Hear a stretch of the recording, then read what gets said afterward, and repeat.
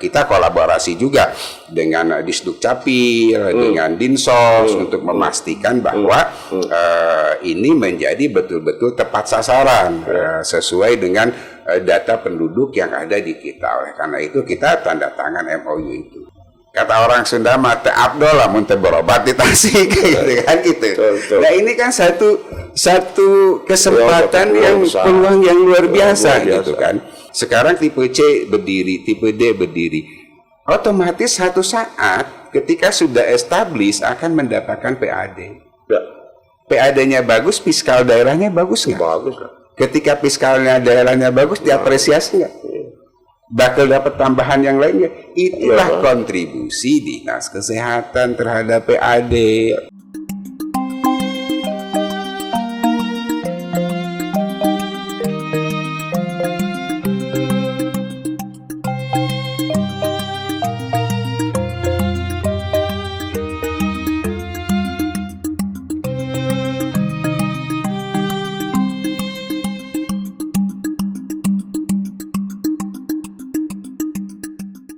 Assalamualaikum warahmatullahi wabarakatuh. Salam sejahtera untuk kita semua. Salam kebajikan, namo buddhaya, rahayu, rahayu, rahayu. Sampurasun.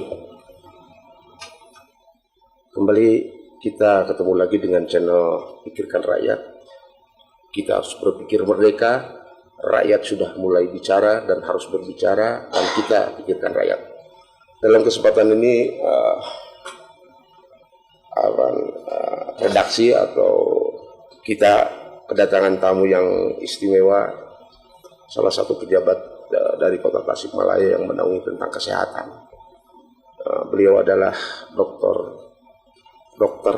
Uus Supangat. Selamat datang di channel kami, Kang. Ya, terima kasih, Kang. Kita mau ngobrol-ngobrol nyantai-nyantai aja nih, Kang, tentang tentang capaian nih. Siap. Sebelum kita ngobrol panjang lebar, capaian dari teman-teman Dinas Kesehatan secara ini IPM-nya sudah sampai sejauh mana nih, Kang, kira-kira? Ya, sampai hari inilah minimal. Sebetulnya ya, terima kasih ya, Kang. Oke. Kita bisa ngobrol hari ini di Berpikir Merdeka.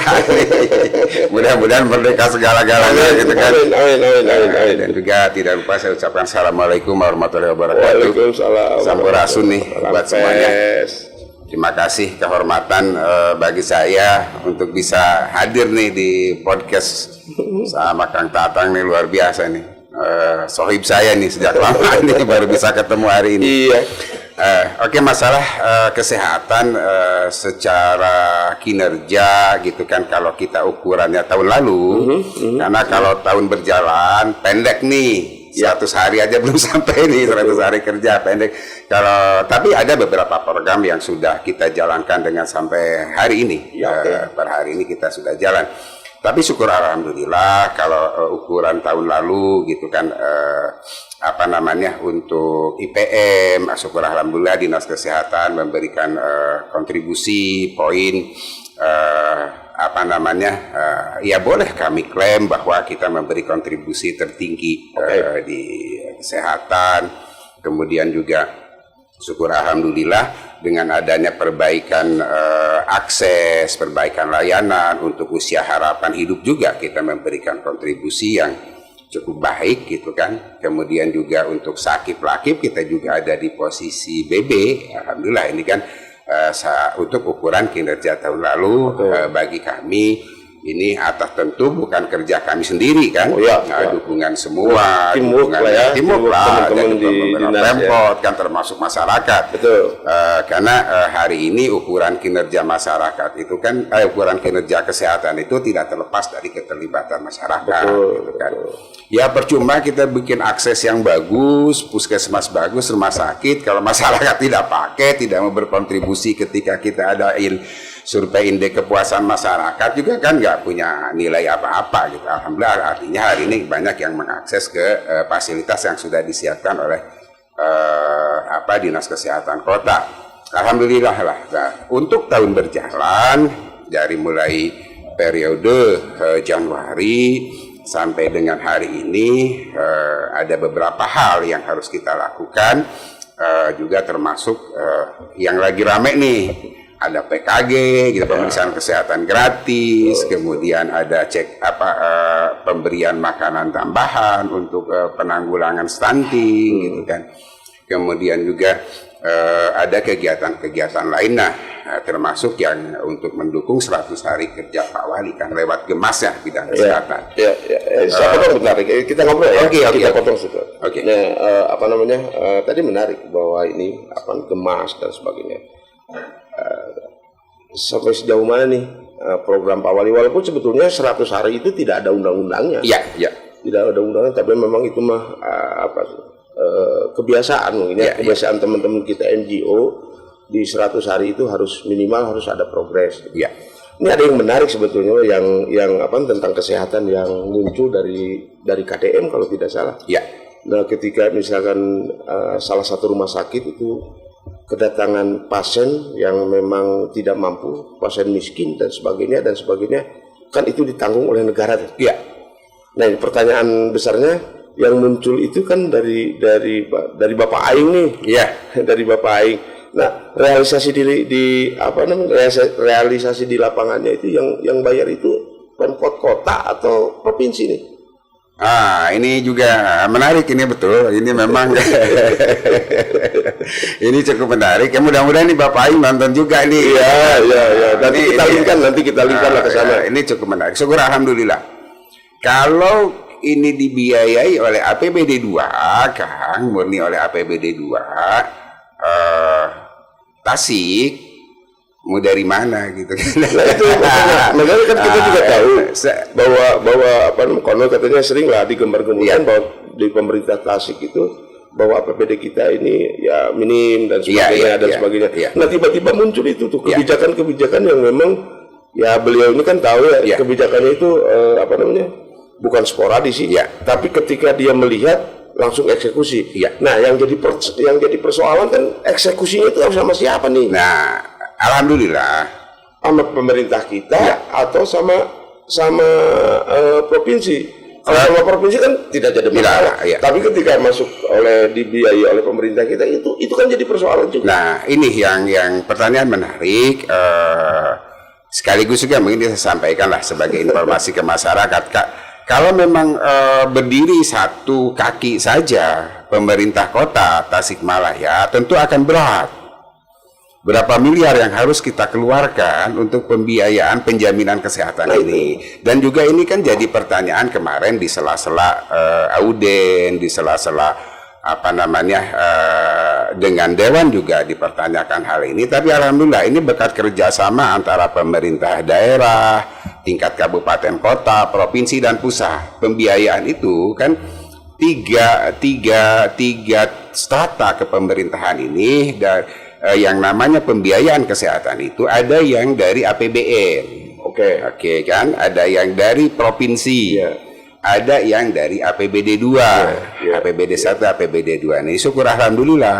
Nah, bagaimana ini teknis di eksekusi di lapangan atau implementasi di lapangan, tentu ini adalah kearifan wise-nya pemerintah daerah di dalam mendorong untuk capaian UHC ini, seperti yang Akang tanyakan tadi. Ini kan gimana nih masyarakat nih harus terbiayai, nggak boleh lagi hari ini ada orang bingung datang ke rumah sakit, ke puskesmas, nggak punya duit untuk biaya berobat gitu kan. Nah, ini sudah nggak boleh lagi terjadi. Oleh karena itu sebetulnya kita sudah UHC itu semenjak 3 tahun yang lalu, Kang. Kita sudah universal health coverage. Nah, jadi pembiayaannya itu ada dari APBN, APBD 2 dan APBD 1. Nah, ini kolaborasi pembiayaan ini berjalan sehingga memungkinkan pemerintah Kota Tasikmalaya lewat Dinas Kesehatan yang membayarkannya kepada BPJS sehingga capaian UHC ini bisa diraih.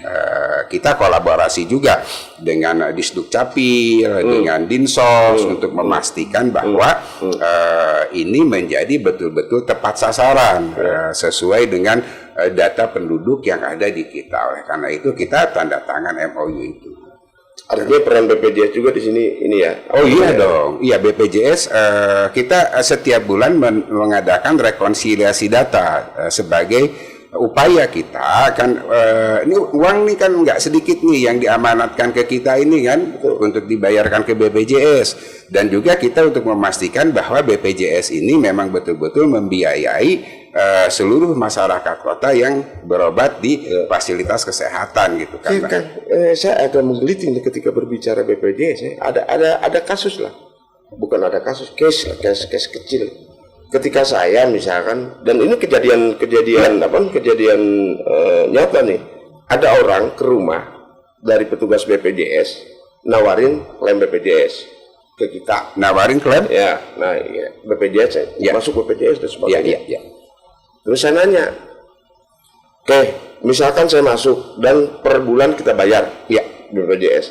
Kalau misalkan ternyata saya tidak mempergunakan BPJS itu, atau saya tidak sakit tiba-tiba meninggal tanpa masuk rumah sakit, uangnya kemana tuh selama saya ngasih uang ke BPJS? Karena apapun itu untuk ini ada pengembalian tidak, kecuali misalkan BPJS ini BPJS ketenagakerjaan dan sebagainya itu ada. Nah ini yang BPJS umum gimana nih? Nah untuk nah ini terlepas dari ada yang menawari BPJS ke rumah itu tentu ranah BPJS yang menjawab. Tapi dari nggak apa-apa dari itu penting kan untuk kita dalam dialog gitu kan. Saya juga penting untuk mendapatkan informasi semua ini. Dan memang ada dua kepesertaan BPJS itu. Ada BPJS mandiri, artinya bahwa dia dia secara mandiri sukarela mendaftarkan pembiayaan BPJS-nya. Yang kedua, ada yang dijamin cost sharing antara pemberi kerja dengan pekerjanya. Ada juga BPJS yang memang yang kita kenal dengan PBI, penerima bantuan iuran. Nah biasanya untuk segmen masyarakat yang kita kategorikan tidak mampu, itu pure 100% dibayar oleh pemerintah.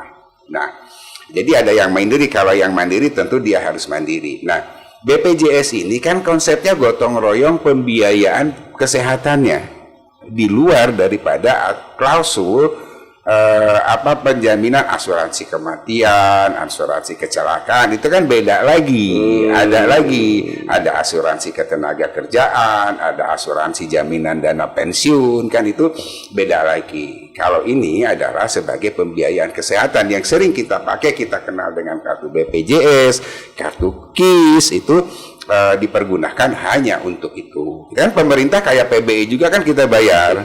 Ya kalau memungkinkan katakan balikin saya setuju gitu kan kalau yang sudah meninggal. Tapi konsepnya tidak seperti itu gitu kan. Yang di BPJS ini konsepnya adalah dana gotong royong untuk pembiayaan kesehatan. Ya, kenapa saya ngomong seperti itu? Karena memang ada yang seperti ada yang mempertanyakan seperti itu di masyarakat. Bahkan ketika kita berbicara masyarakat ngomong apapun, ya karena memang itu hak mereka. Dan ternyata kedaulatan di kita itu kan masyarakat yang megang sebenarnya raja yang megang. Nah balik lagi lah ke inilah, biarkan BPJS itu berlalu seperti itu. Nanti kita korek teman-teman BPJS, kita undang ke sini untuk memang kita koreksi dalam-dalamnya. Nah terkait yang keberadaan Kota Tasikmalaya ini kan kita ada rumah sakit pembantu ya kalau tidak saya. Rumah sakit yang di Dewi Sartika, yang di Dr. Soekarjo, Purbaratu yang baru selesai. Kemarin kan sempat ramai itu Purbaratu. Iya. Kenapa sih? Nah ini saya sepakat semuanya harus diselesaikan karena di dalam transformasi kesehatan ini amanat loh ya. Betul. Amanat dari pusat. Jadi bukan maunya Dr. Uus loh ya. Ini amanat yang harus kita lakukan dalam transformasi kesehatan. Dan juga bahkan Dewi Sartika itu amanat Perda gitu kan. Juga ada beberapa hal waktu itu secara histori itu memang dibutuhkan oleh kita gitu kan. Saya tahu betul perkembangan rumah sakit karena waktu itu saya juga masih ada di puskesmas kan waktu itu, rumah sakit Purbaratu Dewi Sartika. Waktu itu Dewi Sartika belum rumah sakit. Nah, kalau berkenan nih Kang Tatang, saya ceritakan historisnya. Ya, makanya kita supaya masyarakat tidak tahu nih. Biar tahu. Jangan sampai jangan sampai informasinya sepihak. Ya. Di era dulu, ketika waktu itu kan kebetulan sejarah berdirinya rencana pendirian Rumah Sakit Purbaratu maupun Dewi Sartika, saya terlibat di sana. Pertama untuk Purbaratu, waktu itu Purbaratu kebetulan saya di sana dan kita yang merintis untuk puskesmas DTP-nya dengan tempat perawatannya waktu itu, karena kita waktu itu kita ingin memperluas akses, ingin mendekatkan layanan kepada masyarakat. Ada kasus-kasus yang seyogianya bisa ditangani pra rumah sakit oleh puskesmas rawat inap. Spiritnya kan di situ. Sebab ada case-case tertentu yang memang bukan kasus rujukan, bisa jadi nanti di rumah sakit gagal klaim. Nah, kalau gagal klaim, konsekuensinya rumah masyarakat dan yang bayar, kami kan tidak mau itu terjadi, gitu kan. Makanya pemerintah harus hadir. Waktu itu dirintiskan rumah sakit, puskesmas Purbaratu dengan tempat perawatan. Dulu baru satu loh, tempat perawatan hanya Purbaratu. Seiring dengan perjalanan waktu, akhirnya ternyata animo masyarakat, permintaan masyarakat luar biasa. Sehingga dari tadi yang hanya rawat inap, yang hanya punya 4 bed waktu itu, kita menambah bed kembali sampai 10. Ternyata dari 10 permintaan masyarakat masih terus lagi meningkat. Sampai akhirnya 20 lebih, 25. Dan ternyata permintaannya ada ponet juga, persalinan di sana. Akhirnya kita kembangkan juga persalinan di sana. Akhirnya dari sana sudah di luar kategori puskesmas kan. Bednya sudah banyak, perawat inapnya mulai sangat bervariasi, sehingga waktu itu kita berkonsultasi dengan kepala dinas, dengan pimpinan daerah waktu itu, dengan dewan. Muncullah akhirnya untuk dilakukan kajian feasibility study berkenaan dengan itu, sehingga itu dinyatakan di dalam feasibility study itu layak untuk dinikahkan statusnya. Nah, kemudian ke Dewi Sartika. Dewi Sartika dulu kan rumah bersalin. Ya. Rumah bersalin Dewi Sartika. Ini nggak ada nomenklaturnya kan ke pusat. Kalau minta biaya, beda dengan puskesmas atau rumah sakit, ada nomenklaturnya. Kalau minta bantuan untuk rumah sakit bersalin mau kemana? Kita sanggup membiayai itu. Kan berat gitu kan. Sehingga karena ini dilakukan kajian kembali. Sehingga waktu itu sampailah pada satu konklusi bahwa kalau begitu Rumah Sakit Purbaratu, karena itu juga mulai muncul rujukan berjenjang, kita dorong Rumah Sakit Dewi Sartika jadi rumah sakit tipe B, kita dirikan Purbaratu untuk rumah sakit tipe C. Dewi Sartika secara historikal karena itu rumah bersalin, maka kita dorong untuk menjadi rumah sakit ibu dan anak. Nah, yang jadi masalah sekarang, mau berapa lama pembangunan itu diselesaikan? Nah, ini kan yang jadi PR bersama. Yang salah siapa? Kalau begini akhirnya yang salah siapa? Sampai rumah sakit itu selesaikan. Nggak apa-apa, kita ngobrol lagi. Nah, ini kan nggak ada sebetulnya. Ini kembali lagi. Kalau yang salah, ya kenapa kita nggak punya duit gitu kan? Untuk gitu. Ya minimal ada yang bertanggung jawab leading sektor. Gitu. Karena memang ini kan kebutuhan masyarakat krusial.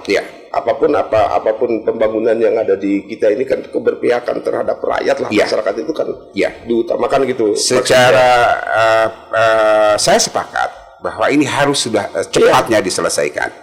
Karena apa? Kita sebetulnya kan kita punya cita-cita besar waktu itu. Nah, ini entah tersampaikan atau tidak saat memori pergantian kepemimpinan ini. Atau tidak gitu kan. Nah, sebetulnya kita punya cita-cita waktu itu, cita-cita yang sangat besar. Kami di internal dinas kesehatan waktu itu, saya masih di puskesmas tuh waktu itu, cuma sering diundang dimintai saran pendapat oleh pimpinan waktu itu. Nah, akhirnya karena kita sudah sudah sepakat seluruh masyarakat Kota Tasikmalaya yang representatif lewat Dewan dan seluruh pimpinan daerah mengatakan bahwa Kota Tasikmalaya hari ini sudah bahwa Kota Tasikmalaya menjadi kota perdagangan, jasa, industri dan jasa. Ya kan di situ. Maka kita harus konsen dong dengan komitmen itu. Oh, itu janji. Maka ketika semua sudah sepakat di sana, salah satu yang bisa dikembangkan itu adalah jasa di sektor kesehatan. Betul. Nah, oleh karena itu dulu kita punya mimpi besar. Kenapa punya mimpi? Ini Tasik ini punya peluang untuk kesehatan yang luar biasa. Dulu juga brand image-nya sudah dapat kita. Indikatornya apa? Masyarakat sekitar Kabupaten Tasik, Kabupaten Ciamis, Banjar dan sekitarnya, kata orang Sunda mah teu abdol lamun teu berobat di Tasik gitu kan gitu. Nah, ini kan satu kesempatan peluang yang luar biasa gitu kan. Nah, kemudian kita ngadakan kajian itu di Dinas Kesehatan, ternyata betul 40% usernya adalah dari daerah penyangga.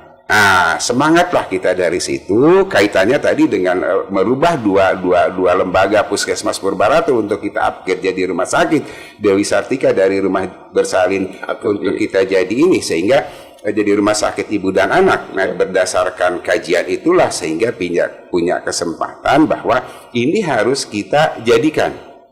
Bukan berarti kita mau mengkapitalisasi rumah sakitnya, karena kita rumah sakit pemerintah kan. Betul. Apapun juga yang kita kedepankan adalah kepentingan masyarakat. Walaupun kita BLUD, tapi BLUD ini kan satu kelembagaan yang kita ambil untuk fleksibilitas menata kelolaan keuangannya saja. Bukan berarti kita ngambil margin yang gede di sana. Kan? Yang dimaksudkan peluang kita di sana, bayangkan. Betul. Ketika satu lembaga pemerintah berdiri, berapa sektor ekonomi yang bisa berkembang di sini? Nah, kita lihat contohnya. Purbaratu waktu itu begitu muncul rencana pembangunan rumah sakit Purbaratu di sana, rencana bangun rumah sakit Dewi Sartika di sana, baru kita rencana saja. Ya, saya tahu persis lama loh di Purbaratu. Harga tanah waktu itu dari sekian ratus ribu langsung jutaan kan. Betul. Punya dampak positif terhadap masyarakat. Baru rencana saja berapa toko obat yang berdiri di sana, berapa minimarket yang berdiri di sana hari ini gitu kan. Ini belum beroperasi, apalagi sudah beroperasi. Kemudian juga kita punya mimpi ketika Unsil mau bikin FK kan waktu itu. Sehingga kalau saja nanti ini dua rumah sakit ini jadi berjalan berkembang, kita juga punya mimpi bahwa kenapa mesti jauh-jauh Unsil untuk mengadakan teaching hospitalnya. Kan bisa dipakai di 3 rumah sakit. Mimpinya kan begitu. Kan dulu itu Rumah Sakit Purbaratu, Dewi Sartika, Dr. Soekarjo, sehingga waktu itu karena sektor jasa kesehatan kita brand image-nya udah bagus, akhirnya kita tidak hanya 2 rumah sakit ini, kita berbicara tentang rumah sakit paru. Kita ingin rumah sakit paru karena sampai hari ini kita rumah sakit paru mesti ke Bogor, ke Cisarua, Bogor semua. Rumah sakit jiwa, jantung, kita mesti ke Marzuki Mahdi hari ini, dan itu akan kalau tahu data rumah sakit yang penderita kesehatan jiwa yang kita kirim per bulan cukup tinggi. Itu yang Sisopren aja, belum yang lainnya. Kemudian rumah sakit jantung karena dulu terkonsentrasi ke sana. Tapi karena pembangunannya ini yang 2 aja kita nggak selesai, sehingga waktu zaman kepemimpinan Pak Budi kita berdialog. Nunggu pemerintah ini kapan? Ini saatnya membuka ruang investasi bagi sektor swasta untuk menyelesaikan cita-cita kita. Nah, persoalan-persoalan tadi akhirnya kita izinkan ke investor masuk. Ada JHC, urusan jantung, cita-cita kan dulu kita kan pingin punya rumah sakit jantung. Betul. Tapi karena 2 rumah sakit ini nggak kelar-kelar, maka kita serahkan ke JHC. Kemudian juga rumah sakit jiwa, nggak, bagaimana mau bikin rumah sakit jiwa ini belum selesai. Tapi kan kita nggak boleh berhenti di situ dong. Dinas Kesehatan cari solusi jalan keluar. Program ini kita serahkan ke rumah sakit apa tuh yang di Ibu Hajah Siti Muniro. Nah sekarang tuh kita nggak usah bingung untuk layanan kesehatan jiwa dan sudah bisa dilakukan di sana. Kemudian juga ada investor lainnya. Alhamdulillah sektor swasta masuk ke situ. Sepakat. Kita potong lagi. Ya. Nah kemunculan rumah sakit penyangga ini, itu kalau misalkan tiba-tiba pasiennya dan memang pasiennya itu tersedot ke rumah sakit itu kan sedikit besarnya berpengaruh terhadap rumah sakit RSUD itu. Nah, secara ini secara ini berpengaruh. Artinya berpengaruh terhadap kalau misalkan klaim BPJS. Gitu. Nah sementara kalau memang seperti itu targetan RSUD kan bisa juga jadi jadi ini mengatasinya seperti itu. Nah ini itu mah logis lah. Logis. Ketika banyak masuk ini mempergunakan klaim BPJS dan sebagainya, pada akhirnya rumah sakit tipe B yang kita punya ini mungkin akan kekurangan pasien. Katakanlah seperti itu. Dan ketika kekurangan pasien jelas misalkan klaim BPJS tidak akan jalan. Gimana caranya untuk mengantisipasi RSUD ini? Ini satu pertanyaan menarik dan ini sebetulnya sering dibahas di Dewan. Oh ya? Hal-hal seperti ini. Dan juga saya berkali-kali itu ditanya masalah itu. Tapi sebetulnya saya sepakat ke depan Dr. Soekarjo pasiennya harus sedikit.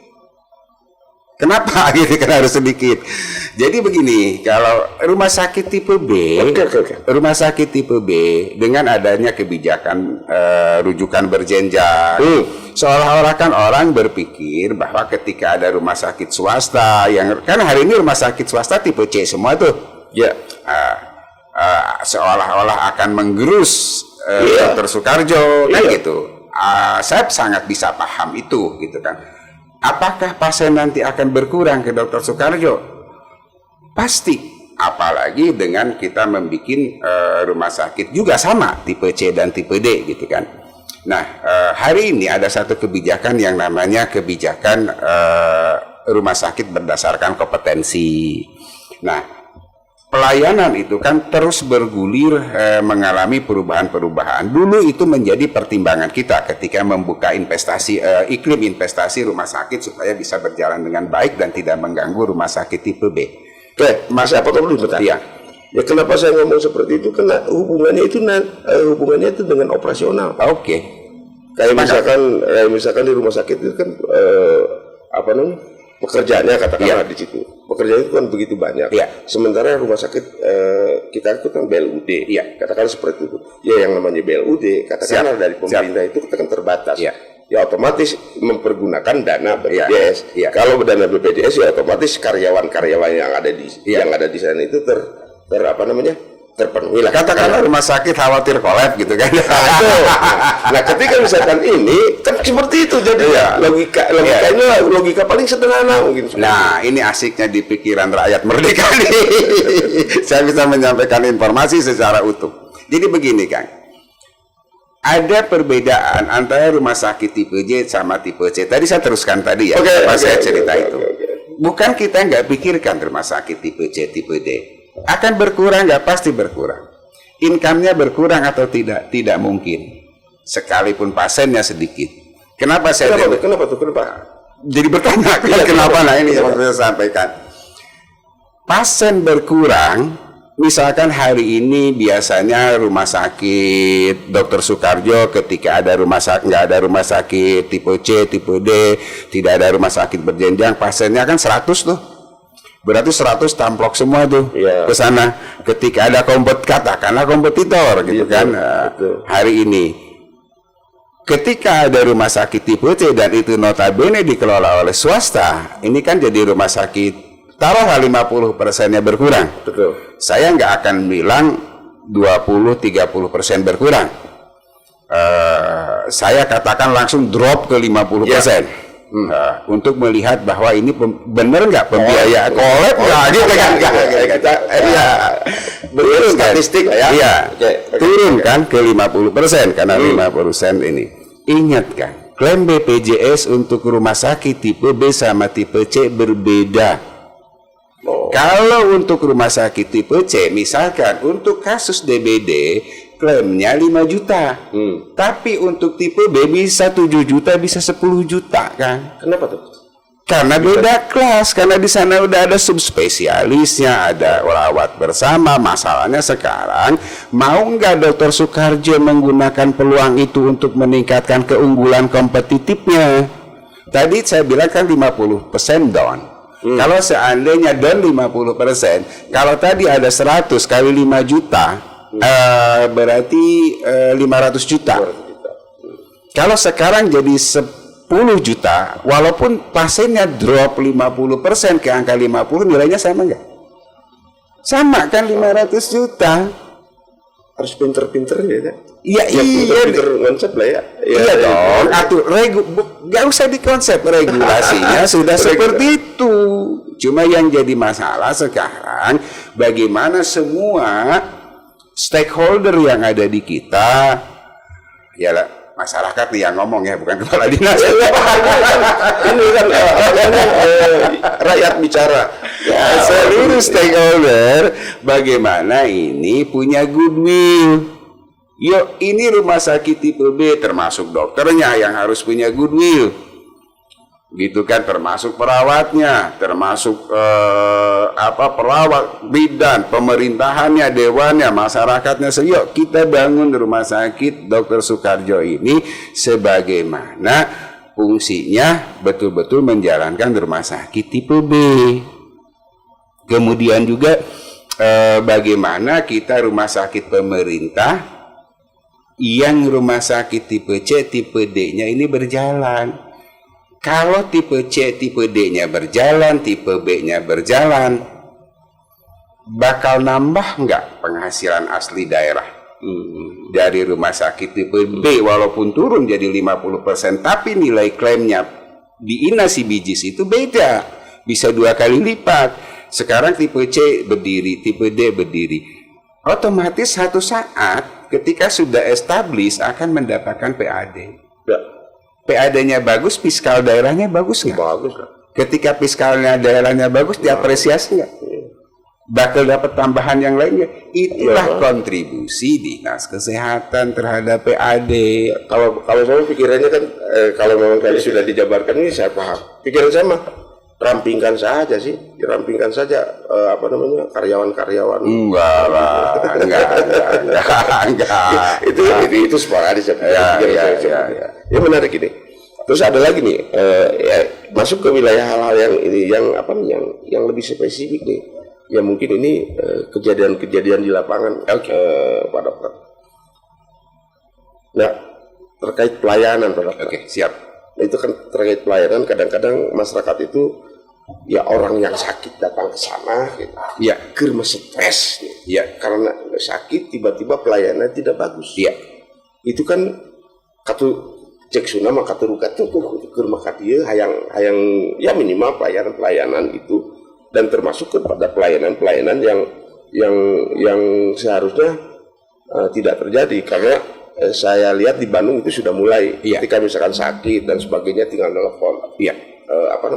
Ambulan. Iya. Entah itu ambulan pihak ketiga atau apapun itulah. Yang penting ambulan, kan masyarakat begitu. Iya. Tidak berpikir bahwa itu milik siapa. Iya. Tapi ketika ditelepon datang dan gratis. Iya. Mungkin Tasiknya. Bukan hanya mungkin, tapi sudah berjalan. Tapi kenyataannya dong. Nah, ini kemarin kenyataannya ada pasien-pasien sampai diantar sama sepakat itu. Diantar sama apa? Cator ya, saya dengar ya. Ada juga ada di TikTok, ada di TikTok. Nah, itu kan mengerikan ya.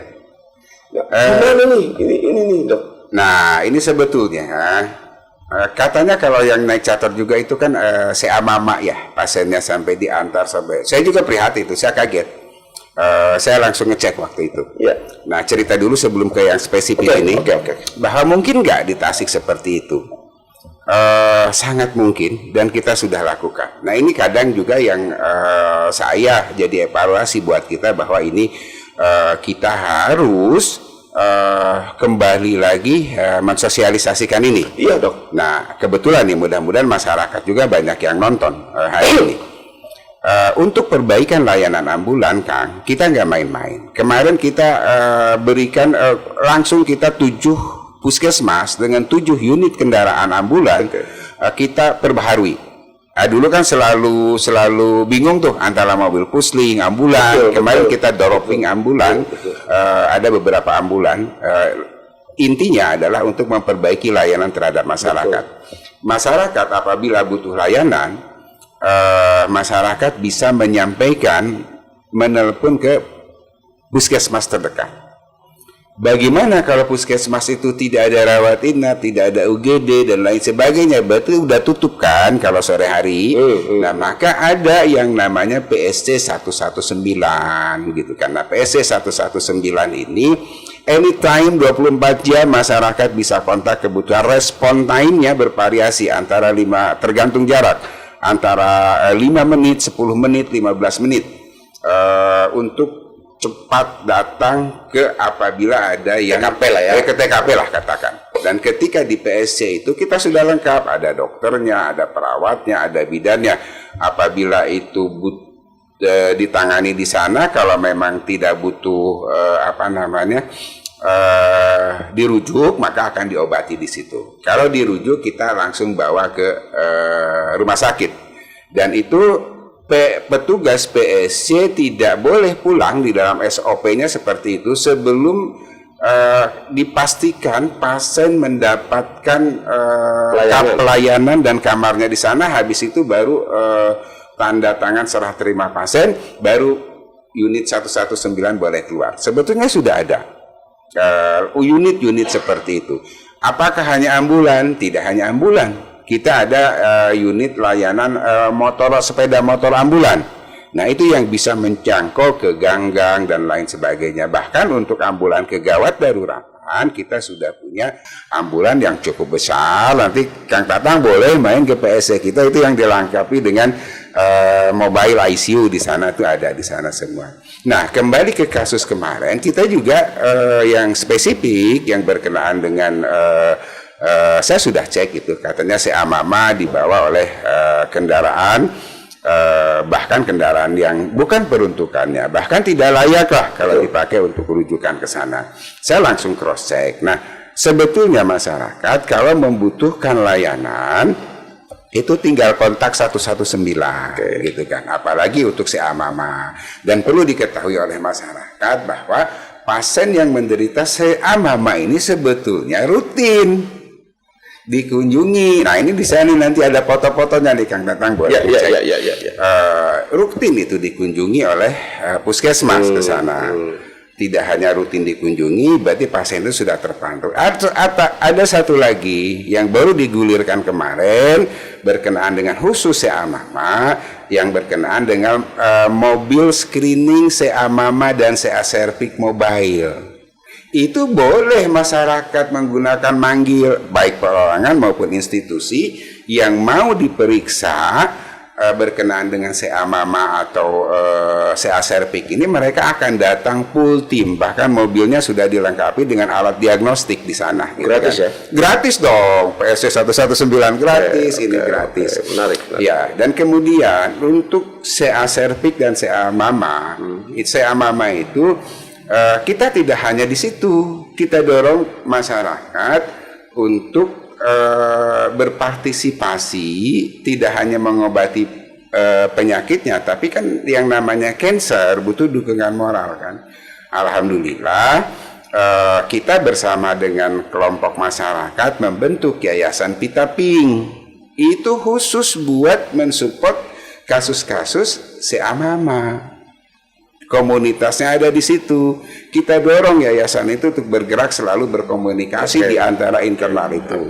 Dan cuma kemarin juga kita jadi heran. Saya kok bisa seperti ini? Saya langsung tanya ke puskesmas waktu itu, karena hari itu mohon maaf dok, karena tidak ada permintaan ke puskesmas. Tiba-tiba kami sendiri baru tahu pasien sudah diantar oleh kendaraan yang ke sana. Coba cross check ke sana. Ini cross check ke sana. Pasien menyampaikan bahwa kami rumahnya di gang.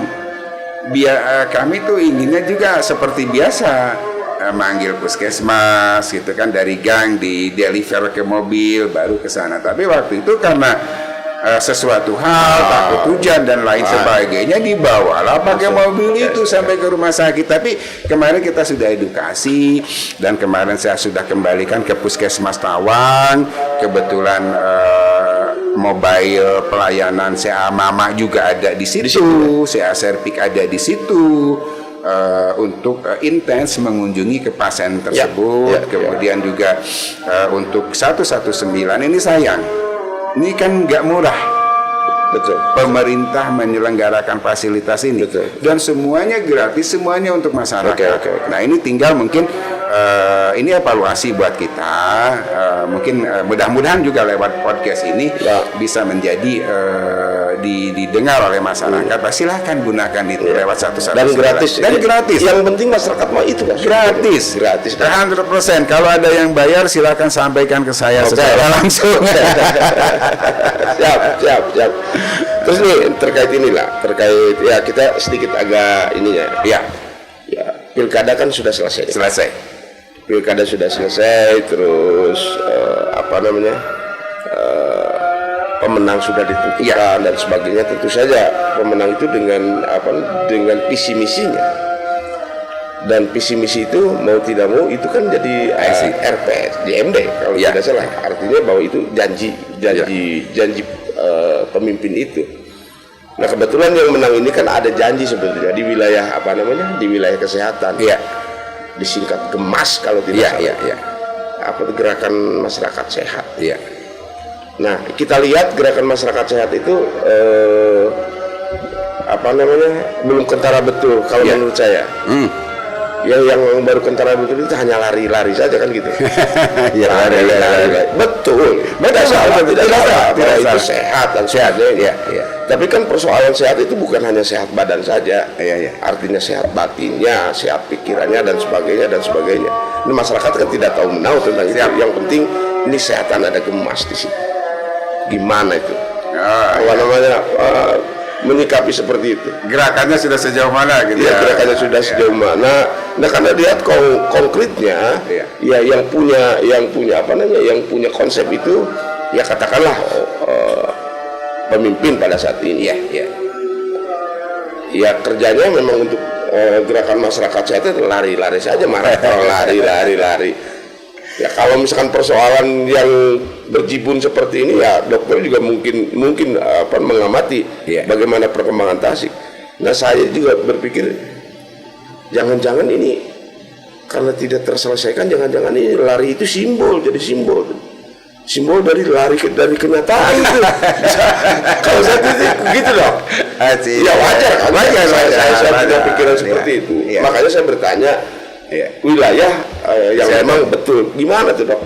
Sudah sampai sejauh mana nih gerakan GEMAS ini dok? Ya alhamdulillah, karena tadi lari kita sudah bicara capaian, haus nih, boleh kan minum? Ada kopi, ada ini, boleh silakan. Menarik ini, Kang. Ini memang sebetulnya kita sangat memahami kondisi hari transisi ini. Memang setiap pergantian kepemimpinan pasti selalu berat gitu kan. Betul. Karena apa? Apalagi waktunya sekarang, di mana sudah masih membawa RPJMD residu tahun yang lalu gitu kan. Kemudian juga harus menyesuaikan dengan janji wali kota yang dituangkan di dalam visi misi, kemudian dituangkan nanti secara legal di dalam RPJMD. Terus juga kami juga ada program yang sifatnya top down, juga ada program yang sudah ditetapkan di Musrenbang tahun sebelumnya. Ini memang bukan satu hal yang mudah untuk mensinkronis itu. Tapi upaya itu nggak apa-apa ya, saya cerita dari dulu kan supaya supaya clear. Terang benderang nantinya jangan Ya. sampai ada satwa sangka yang Ya, tidak. sehingga pada akhirnya tentu dengan beberapa rekan di OPD, dengan dari timnya Pak Piman di Kicandra, waktu itu di koalisi menentukan visi misi ini yang dituangkan di dalam perencanaan yang akan datang untuk memenuhi janji-janjinya. Nah, salah satunya di bidang kesehatan itu berkenaan dengan GEMAS. Sebetulnya kan tidak hanya GEMAS saja, banyak hal tadi seperti ada yang sifatnya program top down dan lain sebagainya, ada yang kearifan lokal. Nah, itu digabunglah jadi satu, masuk di dalam renja Dinas Kesehatan yang kita ajukan ke Wali Kota melalui Bapelitbangda. Ada beberapa hal, sebetulnya banyak hal yang kita ajukan, termasuk penyelesaian rumah sakit itu tadi itu di 2026 gitu kan. Rumah sakit Purbara itu harus mulai dibangun kayak gitu. Saya seperti itu gitu, termasuk Dr. Soekarjo. Polinya harus selesai gitu kan. Dan juga kelengkapan di Dewi Sartika. Banyak hal, termasuk penanganan stunting dan lain sebagainya kan. Nah, sehingga muncullah program kegiatan yang harus disinkronkan dengan janji pimpinan daerah. Sekarang udah beberapa kegiatan, akhirnya kita pilih mana yang masuk bisa selesai di 100 hari kerja, mana yang melebihi 100 hari kerja, jangka menengah kepemimpinan beliau atau jangka panjangnya. Nah, disepakati bahwa di dalam GEMAS itu ada beberapa hal yang bisa masuk di dalam 100 hari kerja. Paling tidak startup-nya bisa dieksekusi di 100 hari kerja. Paling tidak lari lah ya. Iya, masyarakat sehat lah. Sehat itu. Maka dari di Dinas Kesehatan, satu ada yang memang namanya basisnya adalah pelayanan. Kedua adalah partisipasi masyarakat. Ketiga adalah yang sangat krusial itu adalah pemeriksaan cek kesehatan gratis, kemudian pemberian makanan tambahan untuk gizi buruk balita dan stunting. Nah, itu yang yang harus dimulai. Kemudian juga pembiayaan kesehatan yang tadi BPJS itu kata Akang dari mana gitu kan. Nah, kesehatan kami sudah melakukan pertama baru kemarin kita ber-MOU. Saya, kemudian Disduk Capil, kemudian Dinsos, kemudian Keuangan dan BPJS menyepakati bahwa dan kesanggupan tentunya terhadap BPJS banyak hal di MOU itu yang kita tanda tangani, 4 lembaga itu kita tanda tangan bahwa untuk sebagai penjaminan kita akan mempertahankan UHC sampai 1 tahun ke depan dan sampai selama periode kepemimpinan Pak Piman. Nah, mudah-mudahan ini terrealisasi, UHC ini bisa kita pertahankan. Oke, untuk pembiayaan clear kan? Jadi nanti kalau ada yang sakit, walaupun belum mempunyai BPJS, saya ini nggak punya BPJS nih, sakit, datang ke rumah sakit, memenuhi syarat layak, silahkan sampaikan ke rumah sakit. Ya, minimal ada KTP dan KK. Ya, minimal KTP KK, tapi harus bilang, jangan sampai bilang udah mau pulang baru ngomong kan. Kebanyakan seperti itu. Sejak awal bilang pasti hari itu aktif BPJS. Saya jamin. Pembiayaan clear. Kemudian untuk meningkatkan partisipasi masyarakat. Ini karena inline dengan program pusat yang berkenaan dengan integrasi layanan primer, ILP, integrasi layanan primer. Kemarin untuk meningkatkan kompetensi, kemampuan, semangat bagi para kader, kita bentuk kader ILP, kita adakan pelatihan. Dan satu hal lagi Kang, setiap kader ILP kita berikan insentif 500.000 per bulan selama 1 tahun. Udah kita lakukan kan itu. Dan itu waktu launchingnya dihadiri oleh Pak Wakil, Pak Diki Chandra.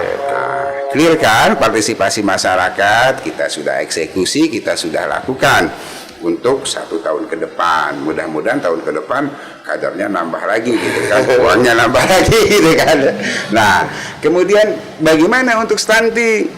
Stunting ini kan sering Tasik nih stuntingnya tinggi Ya, gitu betul. kan, gimana sih? Nah, ini Malah menarik Tasik, ya. daerah termiskin. Iya.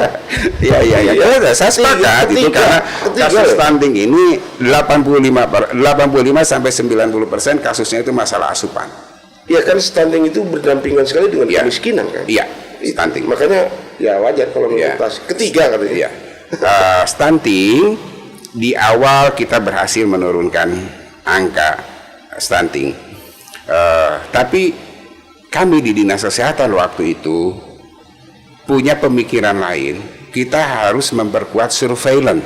Oke. Kenapa? Penting. Saya khawatir Penting. jangan-jangan ada yang tertinggal. Oke. Waktu itu akhirnya saya turunkan seluruh petugas surveillance yang para pendampingnya sudah saya sekolahkan di Ciloto. Kemudian ketika pulang harus mencari seluruh kasus angka stunting. Jangan sampai ada yang tertinggal. Kenapa? Gak boleh ada yang tertinggal. Penanganan stunting itu, angka yang kita miliki itu yang kita setorkan ke pusat. Dan itu yang kita bantu. Kalau ada yang ketinggal, misalkan 10 yang kita laporkan, ternyata ada 20. Betul. Yang 20 mau di mana lagi? Kalau daerah kita kaya, surplus, oke. Kita bisa handle itu. Tapi ketika berkurang, ada yang tertinggal kan repot. Tidak hanya masalah pembiayaan, kalau ada yang tertinggal kasihan. Ya. Kita tidak selesai, maka kita kuati surveillance-nya.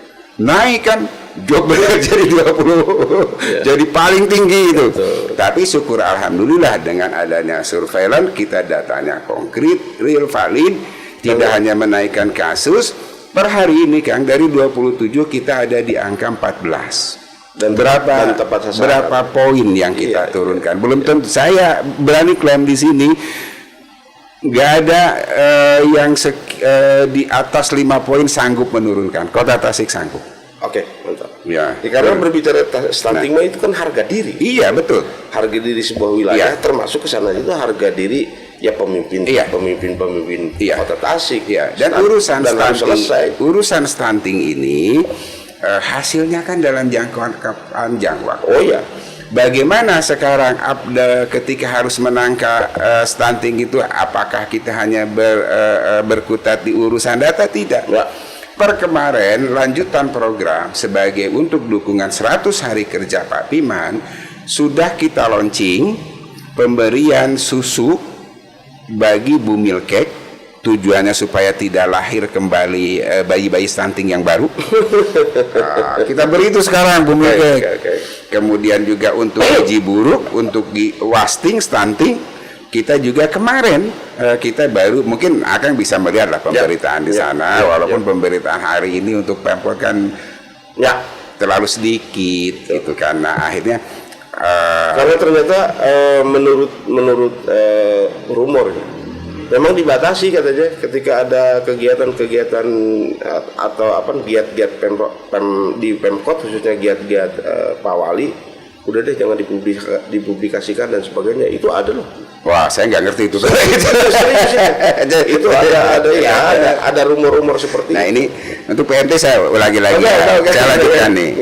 Udah dimulai baru kemarin kita rilis. Kita akan running nanti di beberapa. Kemarin di Puskesmas Ciberem, rencana besok di rumah sakit di Puskesmas Bungur Sari. Nah, kita terus running memberikan PMT ini. Oke. Apakah cukup PMT? Tidak. Pemberian makanan lokal berbasis lokal tambahan yang dikelola oleh setiap puskesmas sekarang sudah mulai bergulir, dan itu juga perjalanannya buat 1 tahun penuh.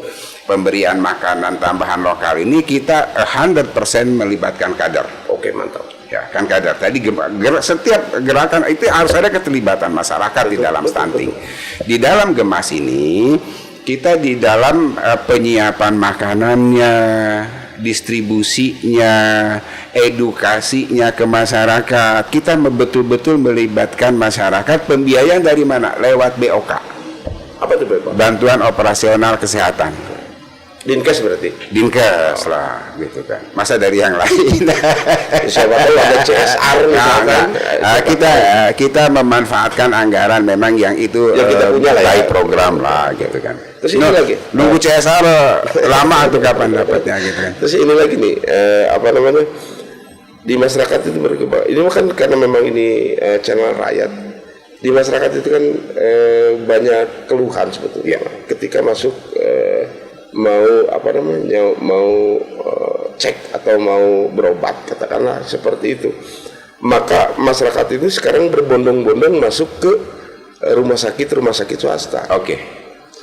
Ya dengan alasan tidak, ya memang ini mah apa namanya sudah jadi rahasia umum sih. Pelayanannya dan sebagainya. Artinya ketika datang ke rumah sakit, misalkan ke rumah sakit pemerintah pun ke rumah sakit pemerintah dengan muka yang tidak bagus dan sebagainya, yang pada akhirnya si pasien itu balik kanan. Beda ketika kita masuk ke rumah sakit swasta. Sama seperti halnya ketika masuk hotel. Wah, di apa namanya, ya bahwa dia itu klien, wah ada apa belum apa sudah ditangani dan sebagainya. Ini tanggung jawab Dinkes kayaknya ini. Iya pasti. Semangat ya. Karena pun hal-hal yang seperti etika dan sebagainya itu harus ada, ya harus diperhatikan lebih ini deh. Karena ini kan urusannya jasa nih. Iya. Jasa sama nggak ada yang gratis ya. Ya satu itu terus ya dengan muka yang bagus dan sebagainya harus apa sih namanya kalau ini teh harus ada. Kalau KDM kan dibarakan nih. Iya. Katakanlah orang nakal, kalau KDM orang nakal dibarakan. Nah, orang yang seperti itu harusnya dikumpulkan dan dikasih ISQ misalkan apa. Dilakukan retreat. Ya, gitu lah misalkan. Ini mah betul. Kenyataan masyarakat seperti itu. Sepakat. Gimana tuh? Kalau tidak mau harus dijawab dong. Karena memang ini juga didengar sama teman-teman. Kira-kira teman-teman Dinkes dengan kasus seperti itu harusnya apa? Banyak hal yang harus kita lakukan. Apakah saya tidak mengakui kondisi faktual itu? Saya akui. Hari ini kita dihadapkan kepada tuntutan masyarakat. Dulu kan kalau dulu yang namanya kepuasan masyarakat kan kepuasan komunal. Kita cukup sampling. Betul. Satu komunitas menyatakan puas, oke, semuanya puas. Kalau hari ini kan tidak bisa. Hari ini adalah personal, satisfaction. Jadi kita harus bisa memenuhi kepuasan seluruh masyarakat. Dan ini adalah tuntutan yang tidak bisa dipungkiri. Kemudian juga hari ini kita banyak kompetitor. Rumah sakit swasta lebih hebat, lebih bagus, lebih nyaman. Itu harus kita akui, kondisinya memang seperti itu. Lantas apa upaya dari khususnya Dinas Kesehatan yang berkenaan dengan rumah sakit yang kondisinya dari persepsi Kang Tatang masyarakat, dari persepsi publik seperti itu. Kalau memang persepsinya kita akui memang hal seperti itu adanya, lantas harus bagaimana, apa yang harus kita lakukan gitu kan. Ada beberapa hal yang sebetulnya sudah dilakukan dan sedang berjalan, walaupun memang saya akui belum optimal. Ini butuh waktu yang yang agak panjang, tidak pendek. Karena ada beberapa yang harus kita upgrade dari aspek manajemen, dari aspek kultur budaya setempat, kebiasaan. Orang yang terlalu lama dalam zona nyaman gitu kan. Nah ini banyak hal yang harus kita perbaiki ya, tidak bisa dipungkiri. Apa sih langkah yang sedang kita lakukan? Pertama adalah upaya dengan Dr. Soekarjo hari ini sudah kita dorong dan sedang melakukan proses semua transaksi by system, yaitu lewat SIM RS GOS. Jadi tidak akan ada lagi pelayanan yang tidak terukur. Harapannya seperti itu. Bahkan daftar bisa melalui telepon. seperti yang supaya tidak nganti nunggu lama ya orang datang ke sana. Nah, terus petugasnya jutek lagi. Iya. Kan itu jadi masalah itu teh. Kermo liar lebih bagus dihadapi dengan hologram IA ya. Oh iya. Iya aman gitu. Aman gitu kan. Nah, apa namanya? Itu sedang kita lakukan. Karena fondasinya salah satunya adalah manajemen. Kemudian juga sebetulnya perbaikan sarana infrastruktur, sarana prasarananya kita lihat ada di MB, kita ada di ruang Oka. Sebetulnya coba lihat nanti kapan-kapan teman-teman ke sana, kita punya ruang Oka yang sudah cukup representatif hari ini. Tinggal kita nanti kapan menggunakan itu. Saya sudah berbicara dengan Pak Direktur nanti itu. Kemudian juga untuk infrastruktur yang poli, ya itu tadi karena memang ada kendala kemarinnya sehingga belum terselesaikan. Itu dari manajemen infrastruktur. Kemudian juga dengan apa namanya untuk menjaga kesehatan cash flow juga kita sudah beberapa menyampaikan di samping dengan transaksi by system dan lain sebagainya, karena quality insurance itu kan linear dengan pembiayaan. Nah, maka mereka harus bisa menjaga cash flow-nya, dan ini yang sedang kita dorong terus kepada direktur untuk melakukan hal itu. Cuman by regulasi tetap dinas kesehatan kan punya keterbatasan, artinya intervensinya bukan berarti kita mau lepas tanggung jawab. Hari ini pun kita tetap datang ke rumah sakit. Ada batasan-batasan dalam 3 hal yang sangat krusial sebetulnya. Secara regulasi dinas kesehatan tidak boleh masuk di dalam urusan keuangan, aset dan kepegawaian. Kenapa? Karena tugas saya tergantikan oleh Dewas. Ada dewan pengawas kan di rumah sakit dan ada SPI di sana. Nah, jadi ini yang bisa akses langsung ke pimpinan daerah selaku representatif daripada owner. Ownernya kan masyarakat nih, cuma terrepresentasikan lewat Pak Wali, turunlah ke sana. Cuma untuk organisasinya memang kami dinas kesehatan. Ya, kepegawaian saya mau nanya, kepegawaian itu tidak bisa masuk kita?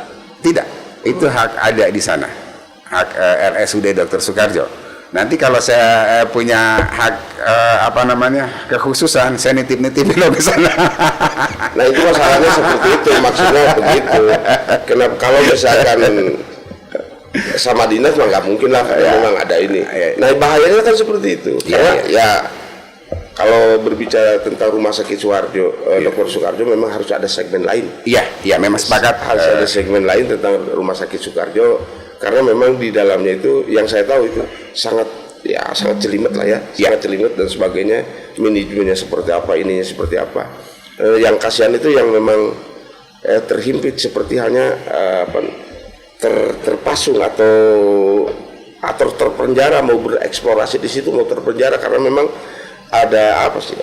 ada kelompok-kelompok yang memang ya nanti itu di segmen yang baru dong. Segmen yang baru. Sama Pak Dir juga harusnya ya. Iya, maksudnya bareng diskusi. Maksudnya kalau bisa Pak Dir juga datang, dokter juga datang. Apa nih kita ngobrol di sini supaya supaya tidak seperti apa yang distigma sekarang di masyarakat. Terakhir dok, karena memang waktunya kita terbatas. Terakhir untuk Kota Tasikmalaya nih, silakan dok. Tentang kesehatan dan sebagainya untuk Kota Tasikmalaya yang kita cintai ini. Untuk Kota Tasikmalaya ya termasuk ya bila perlu ya mengkritik pimpinan, bila perlu pimpinannya harus beringin, nggak apa-apa. Saya kira saya hanya berharap ya Kota Tasikmalaya hari ini untuk urusan kesehatan kita harus memiliki kesamaan persepsi, kesamaan visi dan misi untuk membangun Kota Tasikmalaya di bidang kesehatan ke arah yang lebih baik lagi, yang menjadi senternya di Priangan Timur. Betul. Gitu kan, karena potensinya luar biasa. Potensinya kita sudah memiliki potensi itu, brand image-nya sudah bagus, kemudian resources yang kita miliki hari ini saya sangat berharap semua pihak punya goodwill. Baik itu dari kaminya sini sebagai sekaligus otokritik buat saya di Dinas Kesehatan bahwa kami akan meningkatkan keseriusan kita, kepedulian kita, tapi tidak cukup hanya dari Dinas Kesehatan. Harus ada goodwill ini keberpihakan ya. Iya, itikat baik ini harus dimiliki oleh semua pihak. Bagaimana kita bisa mendorong bidang kesehatan, khususnya pelayanan kesehatan ini bisa lebih berkembang, lebih maju lagi. Sebetulnya saya punya mimpi besar untuk Kota Tasik. Apa itu? Saya ingin mengkoneksikan urusan dunia kesehatan Kota Tasikmalaya dengan mancanegara. Wih, mantap. Ini bukan mimpi. Kalau kita serius, saya kemarin berbicara dengan beberapa pihak yang kebetulan ada keterkaitan dengan Medivac. Medivac inilah yang biasanya mengangkut pasien yang daerah atau yang orang Indonesia yang mau berobat ke Penang, Malaysia, ke luar negeri lah ya. Mount Elizabeth di Singapura gitu kan. Kita sudah punya itu, bahkan saya pernah berbicara dengan rumah sakit jantung dan lain sebagainya, karena biasanya yang butuh penanganan itu yang tingkat kegawatan tinggi. Saya pernah ngomong dengan yang terkait dengan dia siap kok buka jalur itu di Tasik. Bandaranya ada, pihak Medivacnya ada, rumah sakitnya, center rujukannya ada di kita. Kebayang nggak satu saat orang mau berobat ke luar negeri, Pak Kadis kami mau kirim pasien ke Singapura, ya teleponkan Kadis ya. Akan seperti itu. Terkonek, apalagi punya FK, sehingga kita menjadi tidak hanya pemberi pelayanan tapi senternya fatwa-fatwa kesehatan. Luar biasa. Ya, karena memang kesehatan itu kan sudah dicanangkan dari pusat bahwa kesehatan, pendidikan dan satu lagi apa? 3 kalau itu. Ekonomi. Kesehatan, pendidikan, ekonomi itu memang harus paling depan. Dan karena itu menyangkutnya harga diri bangsa. Iya betul. Baik para pemirsa di channel Pikirkan Rakyat, begitulah bincang-bincang dengan Bapak kita, Bapak Kesehatan Kota Tasikmalaya, Dr. Uus Supangat. Nah, kita jumpa lagi di segmen yang lain dan tentu saja ada hal-hal yang memang banyak sekali yang akan dibicarakan. Kita jumpa di segmen yang lain. Assalamualaikum warahmatullahi wabarakatuh. Waalaikumsalam warahmatullahi wabarakatuh.